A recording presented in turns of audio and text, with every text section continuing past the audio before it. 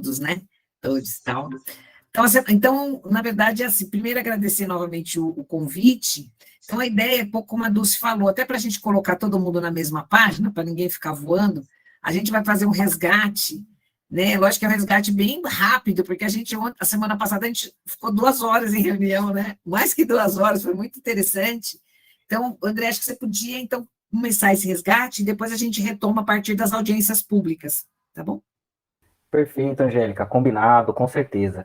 Bom, boa noite a todas aqui presentes, né? Agradecer muito o convite de vocês, né, para nós estarmos aqui, a organização, né, tanto de vocês como da professora Angélica.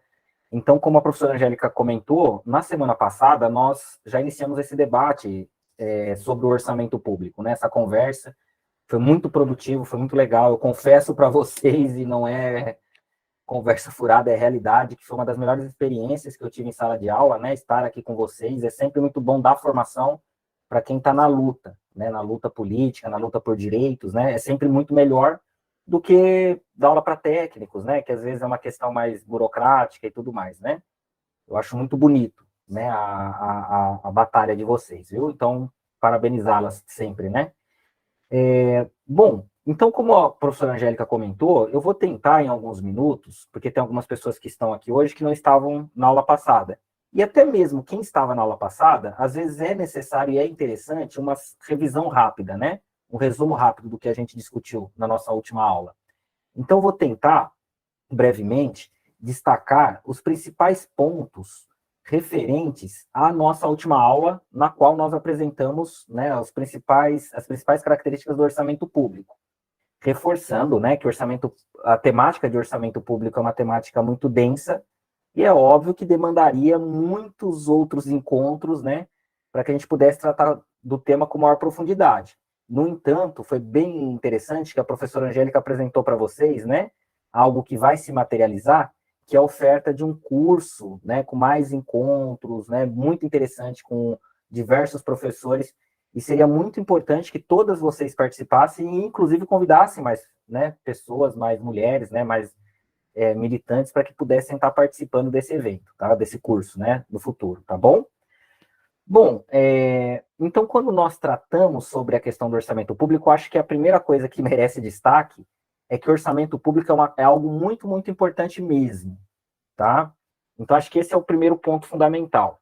E eu tenho a impressão, não sei se vocês compartilham comigo, que orçamento público é algo pouco discutido. Não se fala muito sobre orçamento público. Eu lembro que na aula passada, para quem estava presente, eu até dei o exemplo eu fiz, né, graduação de faculdade de administração pública, e eu só descobri o que era orçamento público e que existia orçamento público quando eu tive uma disciplina que chamava orçamento público e o professor explicou para nós como é que se dava tudo isso. Antes disso eu não sabia, né? Eu acho que a TV, os jornais falam pouco, e o pouco que fala acaba não sendo de uma forma educativa, que é para que as pessoas entendam tanto a importância como é, tanto a importância, né, como também as funcionalidades dessa ferramenta, desse instrumento tão importante. Tudo bem? Então, esse é um ponto que eu gostaria de dar destaque, que eu acho que é fundamental. Eu tenho a impressão que, tudo bem, sempre o jornal está falando, né, orçamento daqui, uma coisa de lá, quando vai aprovar o orçamento sobretudo, né? Mas às vezes eu tenho a impressão que a temática de orçamento público ela ficou um pouco mais em pauta na época do impeachment da presidente Dilma. Né? Por quê? Porque eles criaram toda uma condição ali para alegar que ela supostamente teria, né, cometido, né, atos, né, que iam contra, né, o que eles entendiam que era a boa gestão do orçamento público. Não sei se vocês se recordam disso ou não. Aí naquela época se discutia mais. Mas não é muito explicativo, né, não é muito didático para que as pessoas compreendam e se apropriem dessa ferramenta para a luta política. Bom, acho que esse é o primeiro ponto importante. O segundo ponto importante é que o orçamento público ele tem relação direta com a questão da gestão dos recursos financeiros do Estado. Tá? Isso é relevante. E isso, por si só, já nos dá o quanto importante é esse instrumento. Tá? Porque, gente, vamos ser claros, objetivos, né, e transparentes. Tá? É óbvio que tem muitas questões, outras que são importantes do Estado.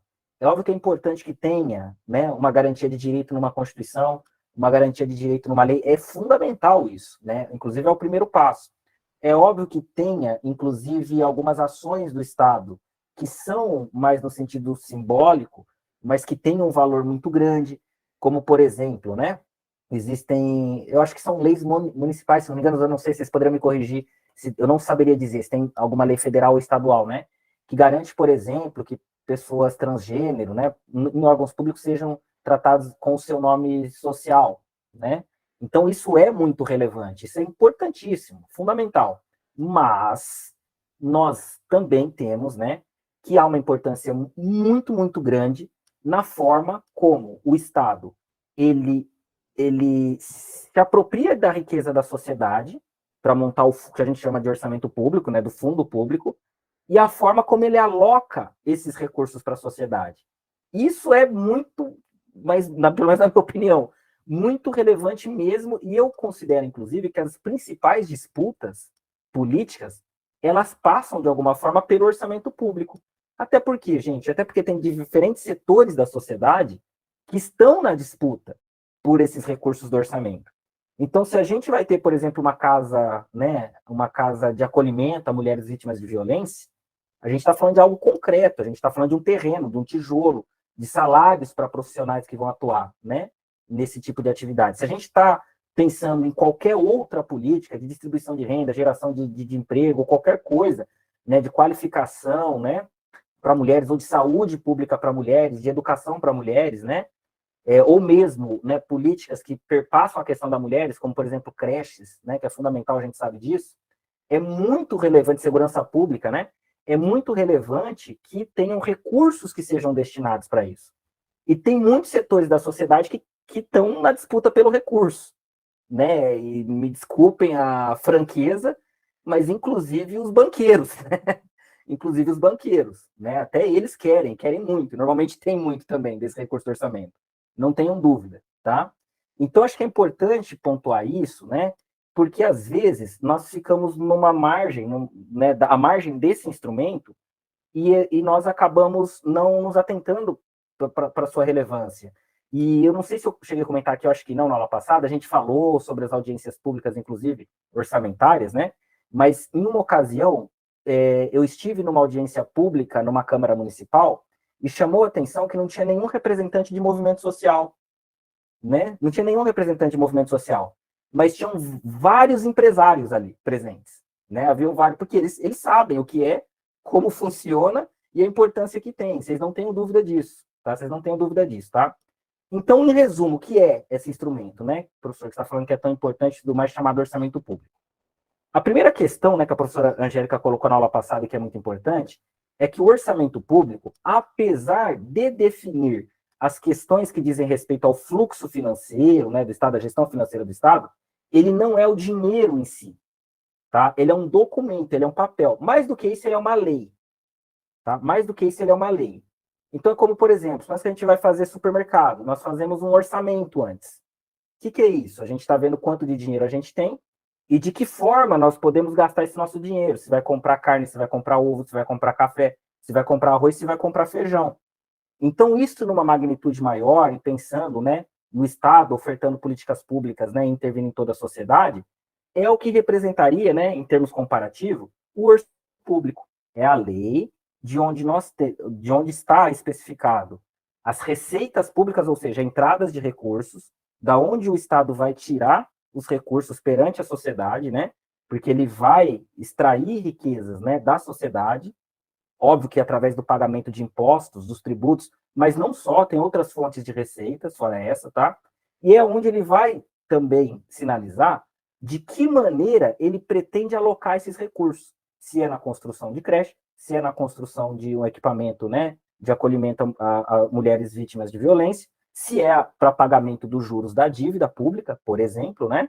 Se é para tantas outras coisas, né, para criação de equipamento de lazer, escolas, hospitais, né, o aumento de salários dos servidores públicos, ou tantas outras coisas que nós podemos imaginar, tá? Então, aí a gente tem um pouco da dimensão de como é importante isso. E não adianta, né? Até a professora Angélica estava comentando, e ela tem toda a razão, né? Eu concordo plenamente, nunca tinha pensado nisso, mas concordo plenamente com ela em relação a isso, né? que às vezes, não, por mais que a nossa luta ela é muito digna em relação, e muito, né, justa em relação a determinadas bandeiras, mas nós precisamos nos apropriar de conhecimentos, não precisa ser um maior especialista do mundo, né? Mas conhecimentos minimamente básicos sobre como funcionam alguns instrumentos de funcionamento do Estado. E dentre eles, talvez, um que merece muita atenção ou mais atenção é o orçamento, porque é lá onde estão os recursos, tá bom? Daí a importância, né, dessa temática. O que nós... Opa, André, pode falar, Angélica, claro, fica à o que eu vontade. acho interessante quando a gente fala dessa coisa do orçamento, e muitas de nós aqui já passou por isso, vamos lá na Câmara ver a votação da LDO, nós vamos lá discutir a audiência pública para discutir o orçamento, para discutir o PPA, eu acho que é exatamente entender que o orçamento é algo em disputa. Então, quando a gente não se apresenta para disputar, né, esses recursos que estão ali, alguém vai levar, né? E é interessante porque não existe neutralidade no Estado. Então, o orçamento não é uma peça técnica, uma peça neutra. Na verdade, o orçamento ele vai refletir, naquele momento, a orientação de um governo. Né? Diferentemente do PPA, que é um plano de mais longo prazo, que também pode refletir, mas como são metas, ou seja, são coisas, não existe uma questão mais contábil e financeira, né? Você vai exprimir ali metas físicas e tal, e que você consegue, de alguma forma, talvez até ter uma nova interpretação daquela meta, ou, né? Mas o orçamento, efetivamente, ele é a expressão daquilo que será ou não feito por um governo. Por mais que o prefeito, que tenha sido eleito com uma bandeira, digamos, ele tenha sido mandatado para ser o programa de governo, isso não quer dizer que o movimento ou que a sociedade não possa cobrar diferente. E a gente viu isso, a gente tem visto isso muitas vezes. Né? Ou seja, quando um governo com uma orientação neoliberal tenta imprimir um programa, um governo que não tem tanta vinculação com as necessidades, com as bandeiras, com os direitos. Né? Então, acho que isso é importante. Por isso que a gente fala do orçamento, não como algo que as pessoas tendem a querer achar e passam um discurso que o orçamento é uma coisa neutra, é uma peça neutra. E não é verdade. O orçamento talvez seja a peça mais política de um governo. Né? Então, acho que isso que é importante. Por isso que a gente tem discutido isso e a gente achou importante a gente trazer essa reflexão para vocês, né? Que é um instrumento, talvez é o instrumento mais político de um governo. Existe briga no interior do governo, a própria Leninha falou na semana passada, para a disputa desses recursos, para onde vão esses recursos. E vamos pensar que sempre é como se fosse um cobertor curto. Quando você cobre aqui, você descobre o pé. Quando você cobre o pé, você descobre aqui. Então, essa disputa, e ela sempre está ligada o que é a ampliação desses direitos. E se a gente não entende, quando a gente vai num processo de reivindicar, de lutar para ampliação desses nossos direitos, que tem que estar muito, é isso mesmo, Natália, que tem que estar muito articulada com essa questão, o pessoal diz assim, não, mas isso é técnico, isso é técnico. E se a gente não tem, se a gente não consegue ter essa compreensão, a gente também acaba caindo nesse discurso, né, André? Excelente, Angélica, corretíssimo, é isso mesmo, perfeito. Então, né, talvez a própria professora Angélica expressou na nossa última aula isso, né, de forma muito clara, muito objetiva, mas creio que uma das questões fundamentais, né, para iniciar qualquer debate de orçamento público é entender que no Brasil o orçamento público ele se materializa em três peças diferentes, tá? Em três tipos de peças orçamentárias distintas. Uma de maior médio prazo, como a professora Angélica acabou de dizer, onde tem as metas, né? Que é o PPA, o Plano Plurianual, tá? Então, esse vai acontecer de 4 em 4 anos, sendo que o primeiro ano de PPA sempre coincide com o segundo ano de governo, tá? Com o segundo ano de um determinado governo. Uma outra peça, que é a Lei de Diretrizes Orçamentárias, que é a LDO, que ela é fundamental na medida que uma das principais razões dela existir é extrair as metas do PPA, né, que são para 4 anos, e dar destaques quais metas serão cumpridas naquele ano específico. A LDO ela é anual, tá? E dar as orientações, ou seja, as diretrizes, como o próprio nome já diz, né? Lei de Diretrizes Orçamentárias, LDO, para a constituição da LOA, que é de todas, ela até tem um apelido, a LOA, que é a Lei Orçamentária Anual, de Lei dos Meios, tá? Por quê? Porque ela é a que tem maior concretude, maior praticidade. Porque ali estão, né, o que nós chamamos, num palavreado mais técnico, né, de dotações e créditos orçamentários, ou seja, o detalhamento de quais são, né, as despesas que podem ser realizadas num determinado ano, tá? Quais são as despesas que podem ser realizadas num determinado ano. Então, PPA, LDO e LOA, nessas três peças, cada uma com uma função diferente, né, são, né, os três instrumentos que materializam os que nós chamamos de sistema orçamentário brasileiro, tá? E a LOA, como a professora Angélica acabou de dizer, a Lei Orçamentária Anual, ela é muitíssimo importante, porque é o que ela disse, é ali que nós temos o que é autorizado a ser, né, gasto pelo Estado com determinada finalidade, ou não, tá? Ou não, né? E como ela mesmo disse, é importante que nós nos apropriemos, né, minimamente dessas questões, desses entendimentos, dessa compreensão, para que justamente nós tenhamos capacidade aí, né, de reivindicar, né? A nossa colega acabou de colocar aqui, né, a Natália, né, que, olha, nós chegamos lá em 6 mulheres, tal, mas eu não sei se eu estou entendendo corretamente, mas haviam várias pessoas que dominavam mais o assunto, né, e numa dessas, gente, para nós sermos enganados, né, é muito fácil, né, meus pais são idosos, são aposentados, né, eu lembro uma vez que aí, filho, eu não moro com eles, mas quando chega, né, vai ver se está tudo bem, tudo certo, né, e eu descobri que meu pai estava com umas dívidas no banco, e sem necessidade, porque o gasto deles tem casa própria, eles não precisavam daquilo. Mas o que acontecia? Eles chegavam lá no banco e o funcionário do banco ludibriava pegar crédito que ele não precisava. E ele acabava utilizando, e quando foi ver, né, estava descontando a aposentadoria dele, ele estava metido numa situação desnecessária. Então, isso acaba acontecendo também em relação ao orçamento público e também em relação a um monte de coisa. Se nós não sabemos, né, minimamente o funcionamento das coisas, e como é uma disputa, né, muito assídua e há interesses, né, é muito fácil nós sermos enganados, infelizmente, tá? Infelizmente. Antes de eu continuar, professora Angélica, eu posso passar a palavra para a Natália, que ela tem uma pergunta? Posso? Pode. Natália, fique à vontade, por favor.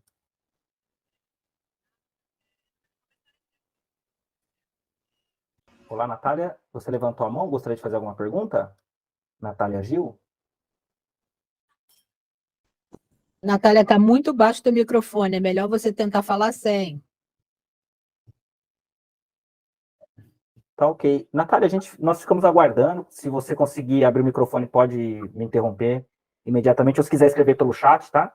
Imagina, você não tem do que se desculpar, fica à vontade, tá? Bom, então, dando continuidade, né? Pode escrever pelo chat, Natália, se você quiser, viu? Sua dúvida. Então, o que acontece? Então, essas são as três peças, né? PPA, Plano Plurianual, LDO, Lei de Diretrizes Orçamentárias, e Lei Orçamentária Anual, que é a LOA, tá bom? Fora essas três peças, tá? Fora essas três peças, né? A professora Angélica expôs na aula passada algo também muito relevante, que é o ciclo orçamentário. O que é o ciclo orçamentário? O ciclo orçamentário são as etapas, né, pelas quais passa o orçamento. E na ocasião ela destacou que há 4 etapas, né, que são, né, relevantes e marcantes e muito importantes, né, para nós entendermos como se desenvolve o orçamento público. A primeira etapa é a etapa de desenvolvimento do orçamento, a gente chama de elaboração do orçamento público. Quem elabora o orçamento público? O Poder Executivo. Então, no caso da prefeitura, é o prefeito, com seus secretários, né, e demais assessores, do governador do estado mesmo, do presidente da república mesmo, tá? Essa pessoa ela elabora o orçamento público, tá? Nessas figuras, né? E aí, só que a peça que vai resultar, né, desse trabalho deles não é o orçamento público definitivo, mas sim um projeto de lei orçamentária, tá? Um projeto de lei orçamentária. Esse projeto de lei orçamentária, ele é submetido às câmaras, né, ao poder legislativo, no caso das prefeituras, às câmaras, no caso do governo do estado, a Assembleia Legislativa, e no caso da presidência da República, né, ao Congresso Nacional, né, que aí é bicameral, né, tem a Câmara dos Deputados e o Senado Federal, tá, e ambas terão atribuições para a votação e aprovação desse projeto de lei para transformar numa lei orçamentária. Então, essa é a segunda etapa. Os parlamentares, eles podem fazer algumas alterações, né, nesse projeto de lei orçamentária, e muitas vezes também eles se utilizam de um instrumento, que é o instrumento das emendas parlamentares, tá? Das emendas parlamentares, tá bom?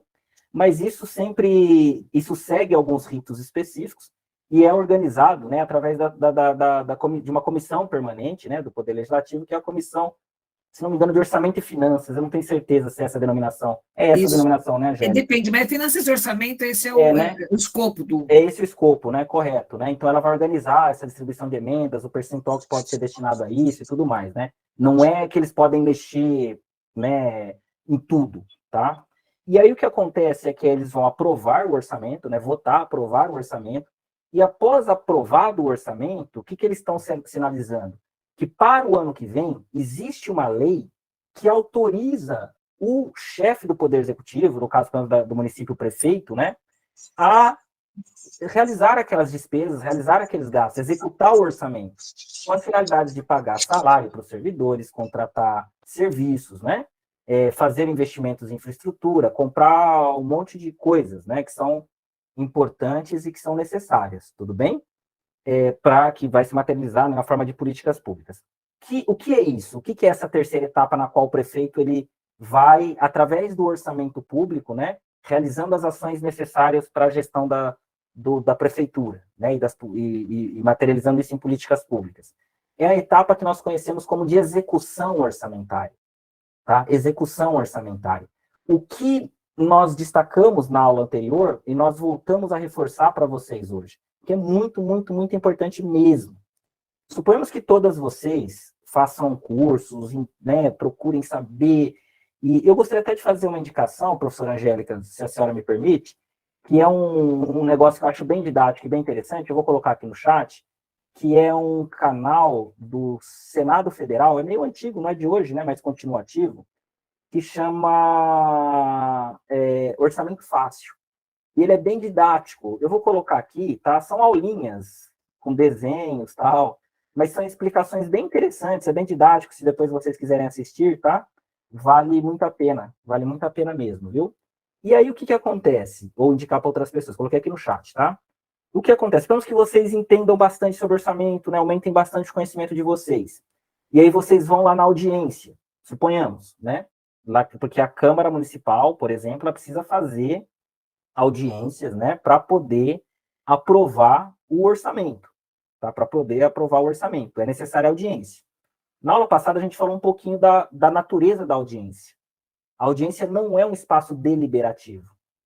A audiência é um espaço, no máximo, consultivo, onde, né, o poder público mostra, escuta, mas não gera uma obrigação do Estado, né, se apropriar desse, né, e tomar decisões em função do que foi discutido na audiência pública. Isso é importante. Não é que a audiência pública não é importante, mas é importante nós sabermos que essa é a natureza da audiência pública. O Estado ele pode ou não, né, estar aí, né, atendendo às demandas apresentadas pela população na audiência pública. André, Oi, pode falar, Heleninha, fica à vontade. não é uma audiência pública no formato do orçamento participativo, né?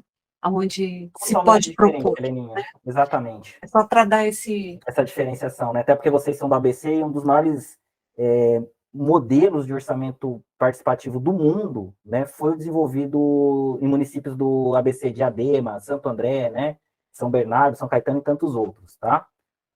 Então, é exatamente, o Mauá também, então é exatamente isso que a Heleninha traz, tá, gente? O orçamento participativo é um outro instrumento de participação diferente da audiência pública.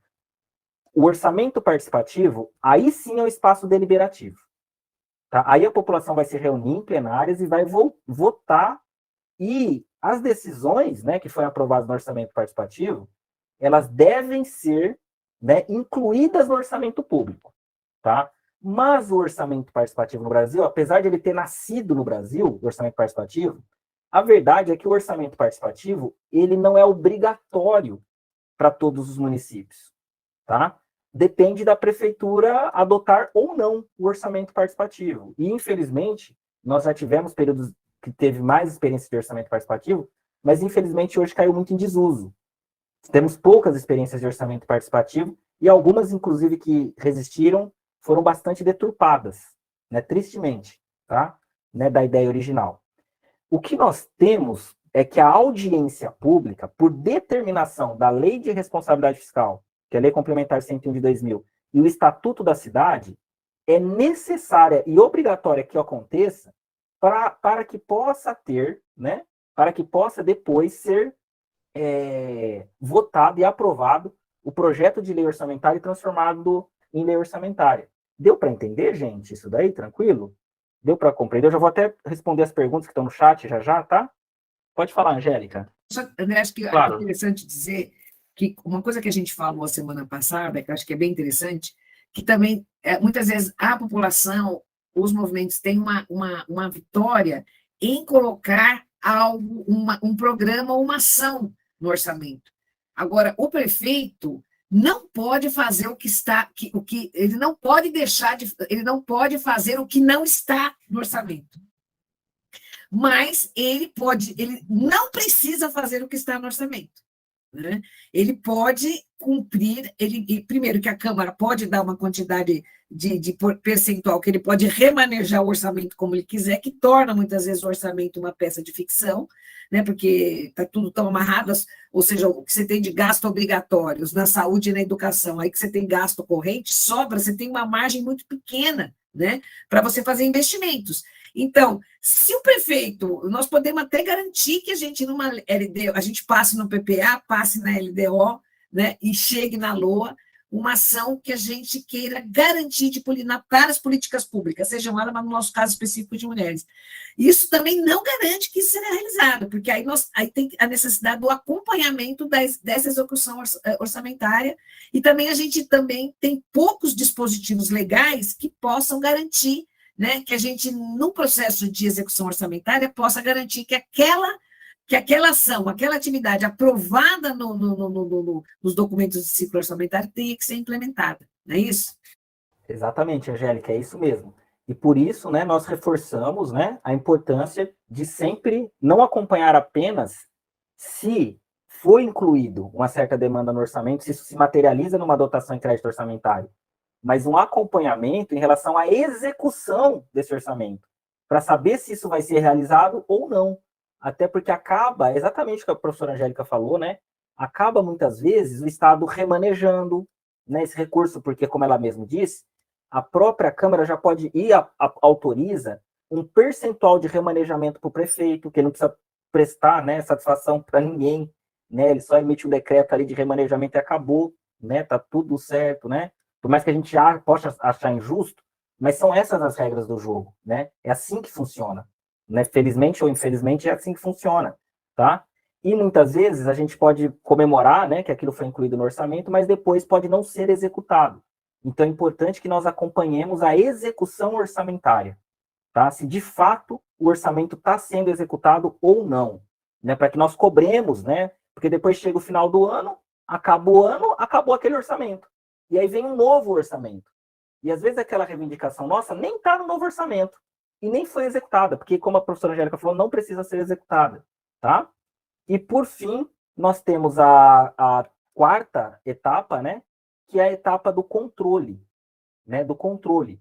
E a professora Angélica trouxe para nós as 3 formas de controle. Né? Nós acabamos dando mais destaque a 2, mas na verdade existem 3. Uma delas é o controle externo, que é aquele controle exercido pelo Poder Legislativo, então no caso do prefeito pela Câmara, com o apoio do Tribunal de Contas, né, que é um apoio técnico, né, dos técnicos do Tribunal de Contas, tá? Então, no caso da cidade de São Paulo, esse controle externo é exercido pela Câmara Municipal, né, ela vai realizar todo um conjunto, ela tem um conjunto de atribuições de fiscalização e controle, né, sobre o orçamento da Prefeitura, do Poder Executivo, né, com apoio técnico, né, do controle externo, dos tribunais de contas. Mas no caso dos demais municípios do estado, eles não possuem um tribunal de contas próprio, é uma exceção o caso do Tribunal de Contas do município de São Paulo. Aliás, só 2 municípios no Brasil possuem tribunais de contas, que é o São Paulo e Rio de Janeiro, né, os 2 maiores municípios do país, tá? Todos os outros municípios, inclusive os municípios do ABC, né, todos, Vargem Grande do Sul, Vargem Grande do Sul o nome, né? Mauá, Diadema, São Bernardo do Campo, Santo André, São Caetano do Sul, né? Eu não sei se é Vargem Grande do Sul, gente, desculpem, tá? Se errei, não é? Você pode me corrigir, por favor? É Vargem Grande só, apenas? Vargem Grande Paulista. Paulista, desculpa, gente, desculpa, tá? Sexta-feira, desculpa, tá? Se alguém for desse município, não se sinta ofendido pelo meu erro, tá? E aí o que acontece? O que nós temos é que Todos esses municípios, eles terão suas câmaras municipais, né, que serão responsáveis por esse controle externo, mas o Tribunal de Contas, que vai dar todo o apoio necessário, tá? Ribeirão Pires também, com certeza, para essa atividade, né, de controle externo, é o Tribunal de Contas do Estado de São Paulo. Tá? Informação importantíssima. Então, a referência de controle externo de vocês, dos municípios, né, que vocês residem, é o Tribunal de Contas do Estado de São Paulo, tá bom? E a gente vai falar hoje sobre o consórcio, né? Porque o consórcio também é objeto de controle e de controle externo.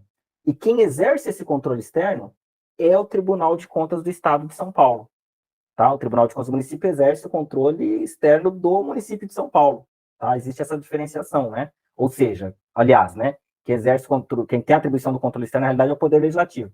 Mas ele dá todo o apoio necessário para que esse controle externo ele ocorra, ele aconteça, tá? Mas não existe apenas o controle externo. O controle externo é o que está na Constituição Federal de 88. É aquele que existe desde o século XIX, na época do Império já existia, tá? É algo muito colocado, muito marcante, muito tradicional. Mas hoje existem dois outros tipos de controle que são muito importantes. Um é o controle interno, que é aquele controle que a própria administração pública realiza sobre si mesma e sobre, né, a execução do orçamento público, tá? Foram criados, inclusive, em alguns municípios, na União também, as figuras das controladorias, né? A União tem a Controladoria Geral da União, o município de São Paulo, por exemplo, tem a Controladoria Geral do município de São Paulo, né? Que foi constituída, né, na gestão que iniciou na Prefeitura de São Paulo em 2013.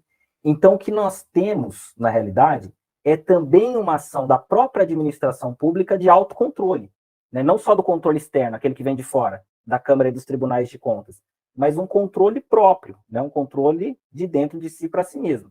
E talvez o controle que mais nos interessa, né, que a professora Angélica deu muito destaque na aula passada, explicou muito bem, é o tipo de controle que nós conhecemos como controle social, tá? Que é o controle que a sociedade pode e deve exercer sobre o orçamento público. É óbvio que, para isso, a sociedade também precisa estar aí munida, né, de conhecimento, né? Ter conhecimento, né? Ter bastante conhecimento, tá? Porque senão a gente não vai conseguir, não vai saber, gente. É difícil. Temática de orçamento público não é fácil. É planilha, é número, né? Eu comentei um pouquinho na aula passada, é chato isso. É difícil de compreender, tem muita regra, tem muita lei, tem muita técnica, né? Tem muita técnica orçamentária, contábil, financeira, tá bom? Mas nós precisamos minimamente ter noções importantes, bases, né, sobre isso, para que nós possamos aí fazer frente, tá, a tudo isso, né? Fazer frente a tudo isso, né? E poder aí, né, reivindicar, questionar, né? E colocar pontos que sejam do nosso interesse. Uma outra coisa que a professora Angélica deu destaque na aula passada é que sempre é muito mais interessante e importante que o controle social ele seja exercido de maneira coletiva. Então, se nós temos, por exemplo, uma associação, um sindicato, um conselho, tá? Um conselho, né? Que faz uma representação, que faz um questionamento de forma coletiva, normalmente isso tem muito mais peso, né, na atividade do controle social, tá? Então, a professora Angélica também destacou isso, né? E eu acho que é um pouquinho isso, né, que nós temos para dizer sobre a questão do orçamento, fazendo, né, um resumo, um breve resumo do que nós vimos na aula passada, né? E aí, professora Angélica, eu não sei se tem algum outro ponto que merece destaque, que a senhora gostaria de colocar. Não, eu acho que a gente podia tocar minha sugestão, porque a gente Perfeito. trouxe um exercício prático, Excelente. que é a análise das contas do consórcio, que eu acho que era bem interessante, André, que a gente pudesse, para o pessoal ver essa materialidade do que nós estamos falando. Maravilha. Então, eu vou abrir rapidamente aqui, tá, gente? Tá. Né, a exposição de hoje. Depois, né, professora Angélica, a gente compartilha com eles o conteúdo, né? Sim, na sequência. Maravilha, legal. Agora já deixa aí isso. para a Dulce e para a Heleninha. Perfeito. Excelente, Slide. que bom, que bom. Vou aproveitar para lembrar que a gente está gravando e o primeiro encontro a gente pode disponibilizar, a gente disponibilizou ótimo. também e vai disponibilizar esse, né? Legal. Só para se alguém Legal. perder alguma coisa, já se organiza. Claro, antes de expor, só deixa eu ver aqui que, né, a Natália ia fazer uma pergunta rapidamente, viu? Só deixa eu ler no chat aqui, eu respondo bem rápido também. Heleninha, nos orçamentos participativos se elegem prioridades de demandas e conselheiras, mas quem delibera é o Conselho Municipal de Orçamento. É legal, Heleninha. Na verdade, o funcionamento do orçamento participativo, Heleninha, ele varia de cidade para cidade, tá? Então, existem vários modelos diferentes, né? Mas esse modelo que você traz, essa estrutura é a predominante, tá? Quase todos os municípios fazem assim, tá? Eu A Magda. descobri que existe um Conselho Municipal de Orçamento na cidade, mas ele é instituído sem votação, Então, ou seja, é indicado pelo prefeito. aí quebra na origem, né, a É ideia, né? aquilo, né? É um Não conselho indicado, né? aí não adianta. Aí só para o controle social, só para inglês ver, né? Aí não E eu adianta. acho que tem um dado interessante nessa questão do Conselho do Orçamento Participativo, que é importantíssimo, que é, por exemplo, o papel que a Câmara joga num ambiente desse, porque o Conselho do Orçamento Participativo pode fazer opções e a Câmara pode não concordar com essas opções. Né? Vamos lembrar, É é aquilo que a verdade. gente está falando, né? É verdade, Angélica. Parte de investimentos, aquilo que está Correto. desonerado dos gastos obrigatórios é uma pequena parcela do orçamento. Isso é mesmo. E a gente estava falando que essa é a parte, que se o orçamento é um instrumento de disputa, então não, assim, eu acho que o orçamento participativo tem muitos méritos, em especial de levar para a população, acho que é fazer chegar à população, desmistificar o que é orçamento, né? Mas tem essa dificuldade. Se tem um distanciamento entre o interesse da Câmara e do orçamento participativo, a gente até já viu isso, né? Existe a possibilidade, muitas vezes, de um confronto, até mesmo de digamos, um desfecho não tão favorável a uma opinião ou uma deliberação do próprio orçamento participativo. Né? Correto, professora Angélica. Isso que a professora Angélica, eu acabei não dando destaque, colocou, é muito importante, gente. O orçamento público, infelizmente, ele já é quase todo comprometido com despesas obrigatórias, tá, vinculadas, que é saúde, educação, folha de pagamento, né, professora Angélica, inclusive, né, consome, né? Gastos correntes, precatórios, isso, e aí por aí vai, né? Juros da dívida também é um negócio que é automático, tá? A gente chama também de custeio, não é? Sim. Ou seja, custear os serviços que já existem. Exato, Heleninha. Que a gente, também a história do gasto, que você tem uma amarra que são o tal dos, quando você cria os gastos correntes, né? Isso. Exatamente. Do custeio, né? Que é o que eles falam, né? Por exemplo, essa semana nós tivemos com o secretário de Finanças de São Paulo, e ele falou, não, gente, a gente não tem 30 bilhões no caixa da prefeitura, mas a gente não pode gastar, porque aí o pessoal vai querer criar mais um gasto corrente aqui, mais um custeio ali, mais... Né? Ou seja, nós vamos gastar esses 30 bilhões, e o que ele fala gastar é criar política pública. Né? O que ele está falando não é construir nada disso, né? Construir ponte, construir viaduto, corredor, não está falando nada disso. Está falando, olha, política pública é uma coisa que você começa e você não sabe o que fazer com ela depois, porque ela é como filho, não tem ex-filho, né? Então, o exemplo dele foi bem assim, entendeu? Ou seja, cuidado. Muito bom. Muito bom, Angélica. Eu vou ler aqui rapidamente as questões que estão no chat, né? A Natália Gil escreveu, o que a falar que nos preparamos e fizemos a contestação da conferência, não computar como etapa do PPA, apenas a consulta pública que consideramos, acho que enviesadas, né, imagino. Minha questão é, nunca acho os editais para poder fazer as inscrições no edital e poder participar com direito de voz, porque aqui só podemos participar por um formulário colocando questões em 5 linhas, né? Natália, eu imagino que talvez você faça referência a eventuais editais de concorrência, né, para participar de organizações sociais, seria isso exatamente, né? Não é isso, Heleninha? O que seria, no caso? Ela está falando do PPA. Não, edital, gente, que chama para audiência pública. Quando eu entro eles só comunicam, assim. É a convocação, convocação da audiência. Natália, olha, posso falar uma coisa para você? Não é muito do interesse de muitos governos, não de todos, né? Dar publicidade ampla para esses processos, né? É óbvio que nós temos processos de orçamento participativo lindos, né? Inclusive aí no ABC, que havia carros de som que saía divulgando, às vezes até propaganda na televisão, no rádio, venha, tal, né? Na igreja, né? Mas, infelizmente, né, às vezes não é. Deixa eu te contar uma coisa, Natália. Eu já trabalhei, eu era professor do Centro Paula Souza antes, né? E eu trabalhava na ETEC CEPAM. CEPAM era uma fundação do governo do estado de São Paulo, hoje nem existe mais. E a audiência pública do governo do estado, não sei porquê, era feita lá, né? Eles realizavam lá no CEPAM, tá?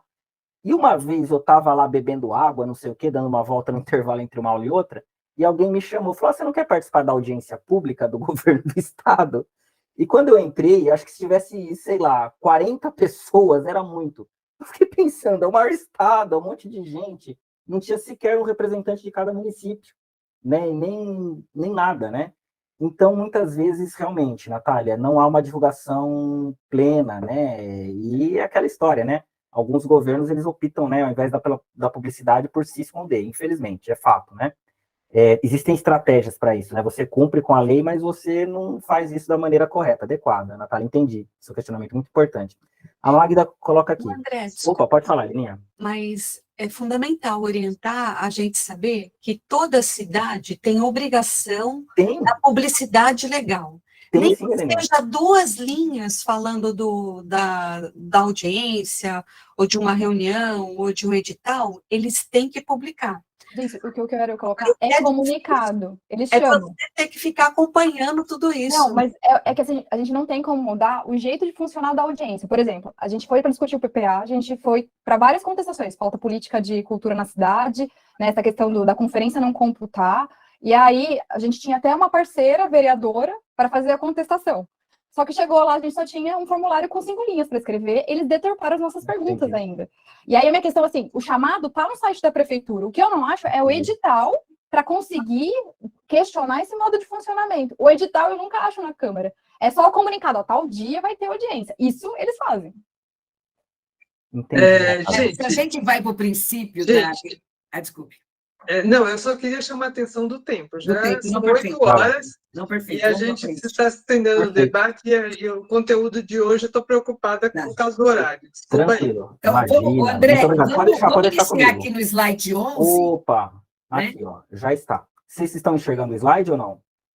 Então, como é do interesse de vocês, e é muito importante a questão, né, do consórcio, nós trouxemos algumas exemplificações a partir de tudo que nós discutimos, né, todos esses dias, referentes aos consórcios públicos, tá?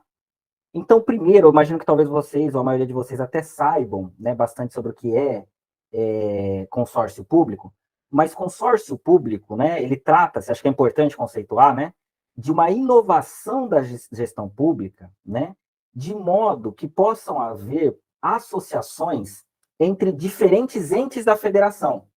Então, por exemplo, o consórcio do ABC, né, é uma associação entre quem? Entre diferentes municípios do ABC paulista, né, de modo que determinadas ações e de determinadas políticas públicas que têm impacto em mais do que um município, ou talvez até mesmo em todos, né, possam ser pensadas e desenvolvidas e executadas, tá, conjuntamente.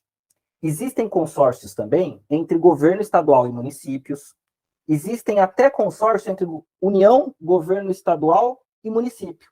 Um exemplo disso é quando teve as Olimpíadas na cidade do Rio de Janeiro, e que foi feito um consórcio, se não me engano, chamava consórcio olímpico, alguma coisa assim, que era a União, o Estado do Rio de Janeiro e a Prefeitura do Rio de Janeiro, né? Por quê? Porque eles entendiam, né, que os benefícios, né, daquele evento esportivo internacional, eles teriam impactos tanto nacionais, quanto do Estado, quanto do município, tá? Então, essa é um pouco a ideia do consórcio. Então, uma associação entre diferentes entes da federação, com finalidade de prestar serviços e desenvolver ações conjuntas para atender o interesse coletivo e trazer benefícios públicos, tá bom? Então, o consórcio público é uma importante inovação da gestão pública, né, que promove maior economia de recursos, muitas vezes, né, e às vezes até maior impacto e ganhos coletivos, né, de diferentes entes. E nós temos uma lei do consórcio público no Brasil, que é a Lei 11.107, que faltou aqui do ano de 2007, tá? Que é conhecida como as normas gerais dos consórcios públicos. E, posteriormente, o governo federal também emitiu um decreto, que é o decreto 6.017 de 07, que regulamentou muitos, né, aspectos dessas leis, tá? Bom, o que a gente tem como uma coisa muito importante para entender sobre o consórcio público? Primeira informação importante é que existem 2 tipos de constituição do consórcio público diferentes. Existe uma constituição, todo consórcio público, para se constituir, é necessário que sejam aprovadas leis do projeto, do poder legislativo, os respectivos de cada ente, né, autorizando, né, a participação daquele ente no consórcio, tá? Porém, o consórcio público ele pode se constituir de 2 maneiras distintas. Uma maneira é através de um meio que é o meio de constituição das relações, né, mais privadas, né, que vai formar, que se dá através do registro em cartório e que vai se formar na forma de uma associação civil. Eu pesquisei um pouquinho sobre o consórcio do ABC, e pelo que eu entendi, a constituição original do consórcio do ABC se deu nesse formato.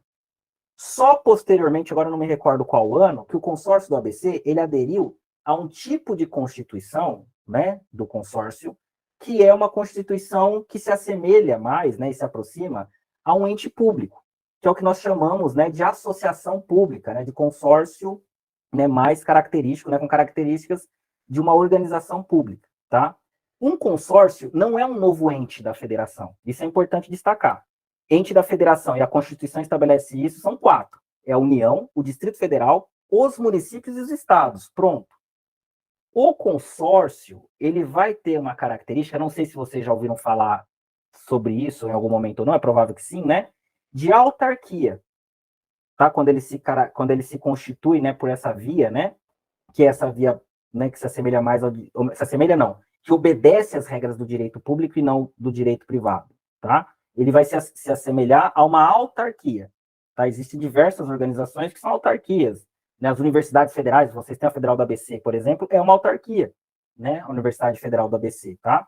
Que é uma organização pública, né? Que a gente fala da administração pública indireta, né? Então isso vai dar alguma autonomia, mas que obedece às regras de direito público, tá? Então tem que fazer concurso público, se vai fazer contratação tem que abrir processo licitatório, né? Então ela vai obedecer um conjunto de regras, tá bom? Do poder público, tá? Então isso é um pouquinho, né, de forma resumida, a essência do que constitui o consórcio público. A gestão do consórcio público, ela se dá através de uma pactuação constante entre os diferentes entes que participam, né, do consórcio, através de 2 tipos de contratos. Um tipo de contrato que chama contrato de programas. Tá? O que são os contratos de programas? São os contratos onde os diferentes entes que compõem, né, o consórcio público pactuam quais serão os serviços, as ações que serão realizadas, né, e metas, objetivos dessas mesmas.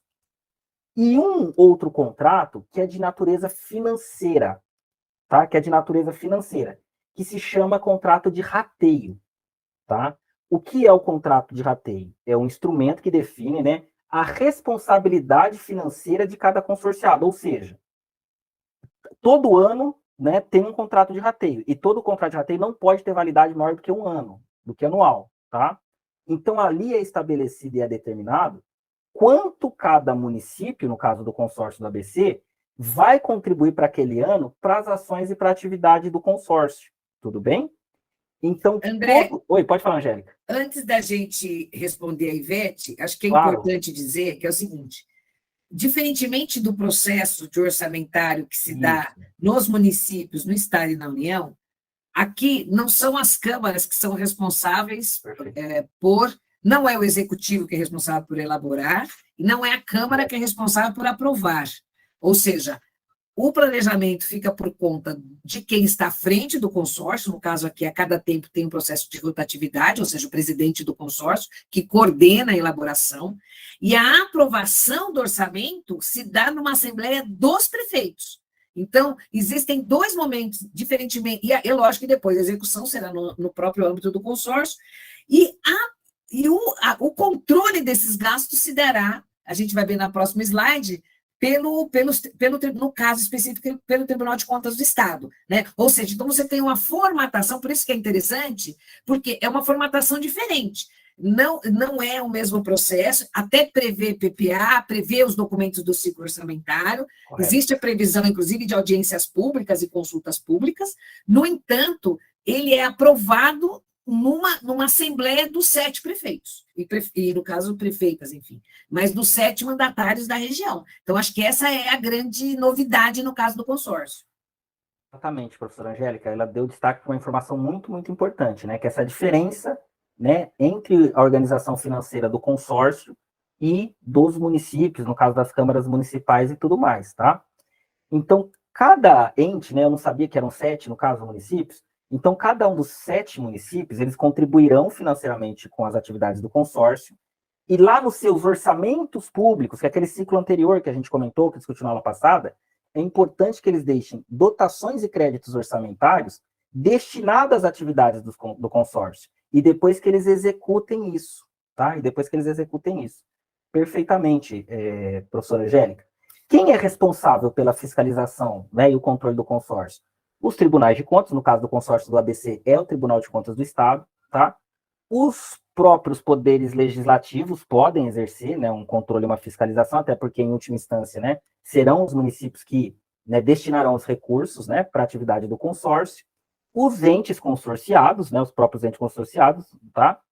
E a Assembleia Geral do Consórcio, eu acabei não colocando aqui, mas é óbvio que também é possível, isso não é muito discutido ainda, haver um controle social da atividade financeira do consórcio. Talvez seja até uma inovação importante, né, professora Angélica, né? O controle social da atividade, né, orçamentária e financeira do consórcio, tá bom? Eu acho que eu repeti aqui. Isso. O interessante é que o controle social, você pode fazer uma ação dentro do próprio consórcio, você pode atuar motivando tanto o Ministério Público como o Tribunal de Contas, exemplo do que nós falamos na aula passada, né?